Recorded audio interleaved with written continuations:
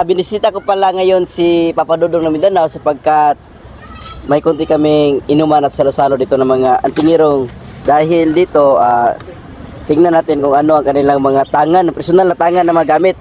Unahin natin si Bro Haris. Bro, pakita mo yung isa sa personal mong gamit. Yung tatawa lang sinturon na sa lapid, yan. Pwede patingin, bro. Ayan. Luma na, oh. Matagal na dito, matagal na to, bro. Tagal na. Yan. 1990s pa to. Hose na sa lapid ni Bro Haris. Maitim na, maitim. Maitim na, oh. Puro siya formula ang nakapaloob sa kanyang belt. At siyempre, ang palaging dinadalang gamit ni Papa Dudong ng Mindanao. Yung personal, pre.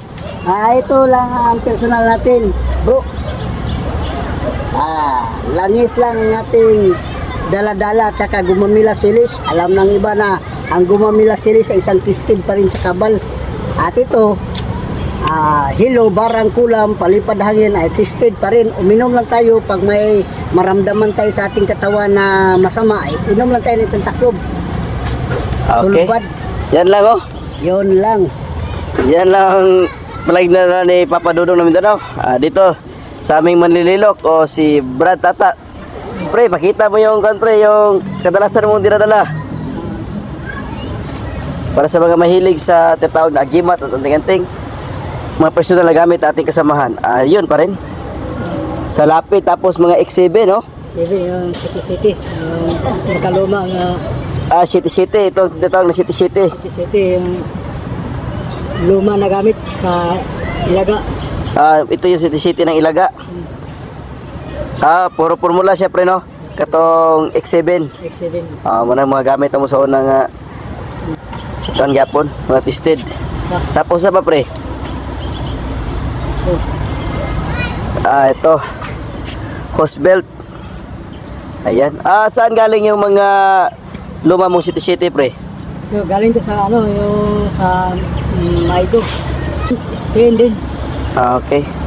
Maigula na to galing ang kanyang X7. Ito pa. Meron pa. Jumbo size. Yan.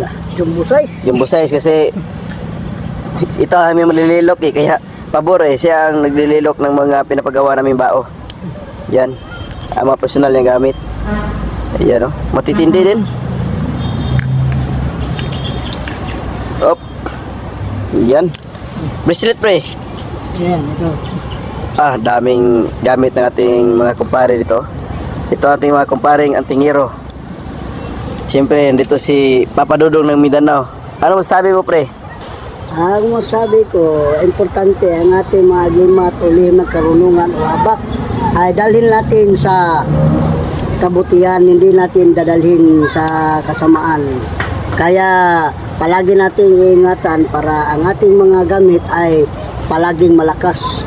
Yan lang ang ipapayo ko sa lahat ng mga antingiros, hindi mag-ano ng masama. Okay, napakagandang payo ni Papa Dudong. Ikaw, bro, may papakita kang gamit bago natin tapusin tong video? Tunti lang sa akin, ito lang oh. Yun pa din, yung may okit. Isa sa mga tested na gamit dito, yung tinatawag na Ito galing City at Nueve. Pumunta kay Haris, saka pumunta Eh. sa akin. Siyempre, hindi mawala sa kanila yung hose sa lapid na puro mga formula ang nakapaloob. Yan lamang. Hanggang dito na lamang ating kaunting video. Yan o. Okay. Dito pala kami sa tabi ng creek. Yan.